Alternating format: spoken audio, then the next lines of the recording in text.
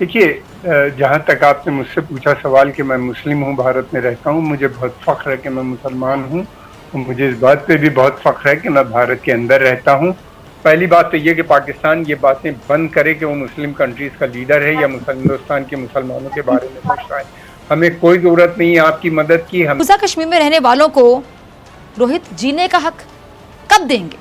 News में से एक लीड आउट जो दिया, बड़ा इमोशनल लीड आउट, वो ऐसा ही कुछ मेन कैंप में एडोल्फ हिटलर बोलते हैं कि अगर किसी मार्मिक चीज़ को, किसी इमोशनल चीज़ को आप थोड़ा एग्रेसिव होके बोलें तो आप लोगों को कमांड कर सकते हैं।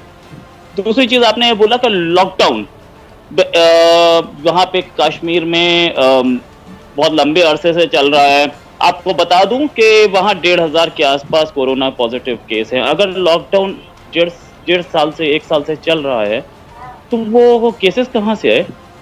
इतने सारे लोग वहाँ जा रहे हैं, वहाँ से लोग आ रहे हैं, तभी तो लॉकडाउन में लोगों को कोरोना हो रहा है।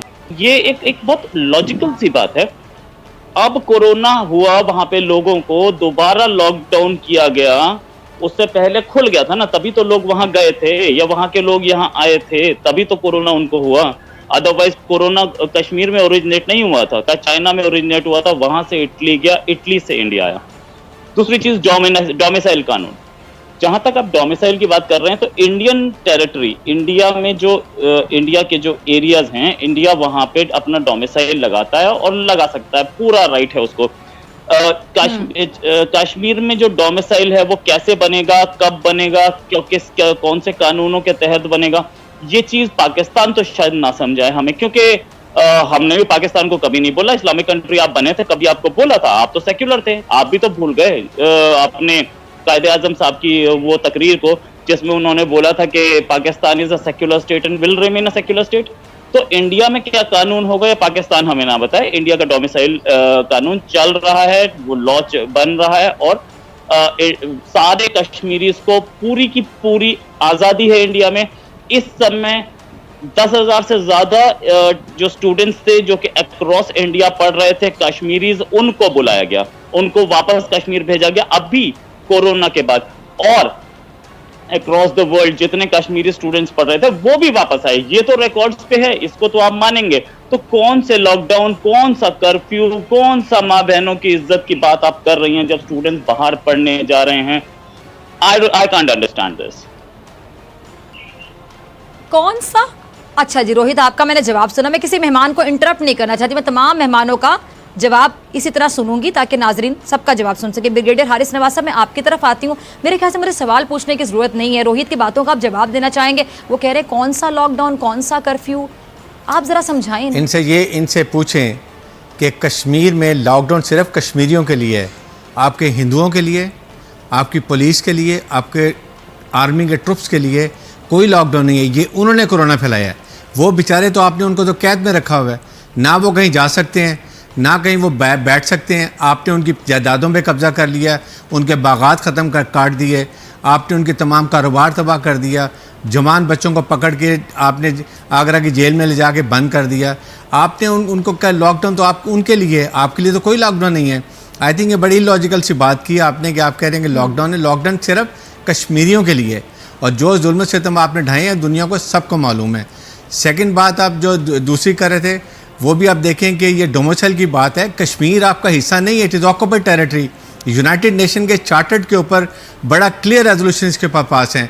फिर उसके बाद शिमला की आप बात करते हैं, आप कहते हैं हमारा दो तरफा बायलैटरल इशू है, उसमें भी ये इशू है। तो आपने कैसे वहाँ जाके अपना कानून लागू कर दिया है, वहाँ का झंडा उतार दिया, आपने वहाँ के कश्मीरियों को अलहदा कर दिया, ज़बरदस्ती गासिब कर लिया। आपका सुप्रीम कोर्ट कहाँ गया? आप कहते हैं आपकी बड़ी सेकुलर तो नहीं है, अभी तो आपने हिंदू स्टेट बना दिया इसको। कायदे आज़म ने इस्लामिक स्टेट बनाई थी, तभी दो कौमी नस्रिया था, और उसके बाद यहाँ पर तमाम माइनॉरिटीज़ को बराबर के हकूक़ के कोई प्रॉब्लम नहीं है। आप लोग ये इंटेंशनली इशू करते हैं। मेरे ख्याल में ये हमें सबको समझना चाहिए।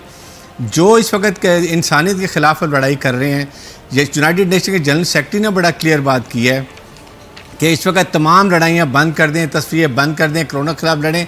आपने कोरोना भी मुसलमानों को निकाले कि इन्होंने मुसलमानों ने कोरोना फैलाया। फॉर गॉड सेक, आप किस दुनिया में रह रहे हैं? कुछ ये सोच समझ के बात करें। इसके बाद मुसलमानों ने कैसे फैलाया है? इतनी मुसलमानों से नफरत? ठीक है, कमर आगा साहब, आप भारत में रहते हैं और आप मुस्लिम भी हैं। भारत में जो मुसलमानों के साथ हो रहा है कमर आगा साहब, आप उसकी हिमायत करते हैं, मुखालिफत करते हैं, या भी रोहित की तरह कहेंगे कि कहाँ हो रहा है और मुझे दिखाएं कहाँ हो रहा है? फैज़ा, शुरू में जब आपने बात करनी शुरू की तो मस्तंजा शायद आप बात कर रही हैं बलूचिस्तान या खैबर पख्तूनख्वा की, जिसकी कि वहाँ की जो रिपोर्ट आती है वो इसी तरह की है जिस तरह की आप कश्मीर के बारे में बात कर रही थी। मेरा दिमाग उधर ही गया, मैंने कहा कि ये तो बहुत ही लिबरल और बहुत ही चैनल है जो इस तरह की बातें कर रहा है, वो भी पाकिस्तान के अंदर। देखिए, जहाँ तक आपने मुझसे पूछा सवाल कि मैं मुस्लिम हूँ, भारत में रहता हूँ, मुझे बहुत फ़ख्र है कि मैं मुसलमान हूँ और मुझे इस बात पे भी बहुत फ़ख्र है कि मैं भारत के अंदर रहता हूँ। और हम ही नहीं बल्कि यहाँ पे तकरीबन 12-13 करोड़ मुसलमान रहते हैं, शायद पाकिस्तान से भी करीब नंबर होगा, उससे ज़्यादा ही होगा, बल्कि ये पुरानी मैं नंबर बता रहा हूँ, फिगर्स बता रहा हूँ, अब तो उससे भी ज़्यादा हो गया है। और हम लोग के पास बिजनेस है, हम लोग को हर किस्म की आज़ादी है, बड़ी बड़ी यूनिवर्सिटीज़ हम लोगों ने खोल रखी है, बहुत बड़ी बड़ी फैक्ट्रियाँ मुसलमान चला रहे हैं, सिप्ला और विप्रो और जैसी बड़ी कंपनीज, इसके अलावा पता नहीं कितनी वो कार्ड और जिनका शुमार ग्लोबल बड़ी कंपनीज में होता है, मुसलमानों की उसके ओनरशिप है। मुसलमानों की हालात यहाँ पे पहले बहुत ख़राब थे, तो हिंदुओं के भी ख़राब थे आज़ादी के बाद। जब इंडिया में पैसा आया तो मुसलमानों के भी हालात बेहतर हुए। आप बोलने देंगे हमें? और फिर उसके बाद ये कि जहाँ तक है हिंदुस्तान के अंदर गुर्बत भी है, मुसलमानों में भी गुर्बत है, तो हिंदुओं का भी एक बहुत बड़ा सेक्शन गरीब है। कमर साहब, सॉरी मैं आपकी बात को काट रही हूँ, ये जो इतने एहतजाज कर रहे लोग भारत में, वो मुसलमान हैं या हिंदू हैं? कौन एहतजाज कर रहा है, किन चीजों पे? यहाँ पे उनके साथ क्या वो अकेले मुसलमान थे? नहीं, एक सेकंड मुझे बात करने दीजिए, एक सेकंड। जो एहतजाज कर रहे थे वो अकेले मुसलमान नहीं थे। अब मैं क्या बोल रही हूँ, कौन एहतजाज? हिंदुओं की। एक मिनट फिजा बात करने दो, अगर बुलाया है तो। उनके साथ एक बड़ी तादाद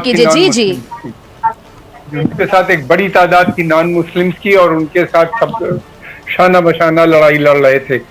हमारी यहाँ डेमोक्रेसी है, रूल ऑफ लॉ है, कॉन्स्टिट्यूशन है, उसके खिलाफ कोई नहीं जा सकता। सुप्रीम कोर्ट है, हाई कोर्ट है और दूसरे अदालतियां हैं जहाँ के ऊपर ये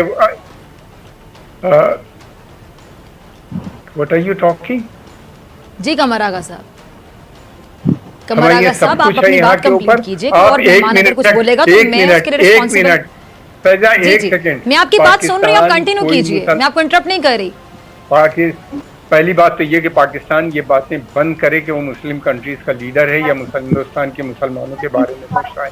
हमें कोई ज़रूरत नहीं है आपकी मदद की, हमें कोई ज़रूरत नहीं है आपसे किसी किस्म की मदद की। हम लोग यहाँ पे हैं, हमारी जो कुछ है परेशानियाँ हम खुद लड़ना जानते हैं, लड़ते हैं, मिलते हैं, और हम लोग अकेले नहीं लड़ते, हमारे साथ और दूसरी। यानी आप ये मानते हैं कि परेशानियाँ हैं? कि बिल्कुल होती है, किस मुल्क में नहीं है परेशानियाँ? किस मुल्क में नहीं है परेशानियाँ? इकोनॉमिक क्राइसिस है, हमारे यहाँ हम पे भी है, राइट भी होते हैं, झगड़े भी होते हैं, और फिर उसके बाद अदालत में भी जाते हैं, और उसके बाद हमको वहाँ से निजात भी मिलती है, छूट भी मिलती है। ठीक है जी, कमर साहब आपका पॉइंट आ गया, मैंने आपको इंटरप्ट नहीं किया, ठीक है। मलिहा, कमर साहब की आपने गुफ्तगू सुनी, ये किस भारत की बात करें? जिस भारत को मैं जानती हूँ, जिसके बारे में हम देखते हैं, पढ़ते हैं, वहां पे तो सब कुछ नहीं होता। ये किस खित्ते में भारत, जरा मुझे बता दें आप। जी बहुत शुक्रिया फिजा।